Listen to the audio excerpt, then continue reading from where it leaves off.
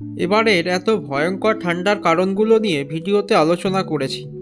লা লিনা হলো এক ধরনের বৈশ্বিক আবহাওয়া প্যাটার্ন, যেখানে প্রশান্ত মহাসাগরের ওপরের জল স্বাভাবিকের চাইতে ঠান্ডা থাকে।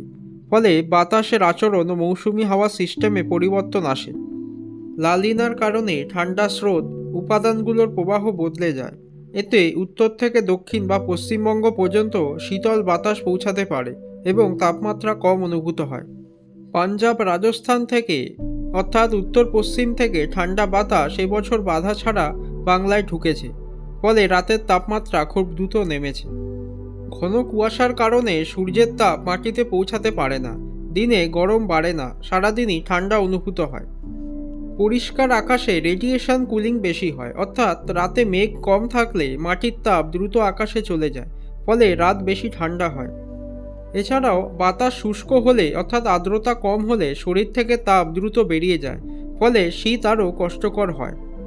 এছাড়াও রয়েছে জলবায়ু পরিবর্তনের ঘটনা, যার অর্থ শুধু গরম হাওয়া নয়, এতে আবহাওয়ার প্যাটার্ন সব জায়গায় পরিবর্তিত হয়। কখনো হালকা শীত, আবার কখনো কঠিন শীত অনুভূত হতে পারে। তো এই সমস্ত কারণ নিয়ে এবছরের শীত এত ভয়ঙ্কর হয়ে উঠেছে।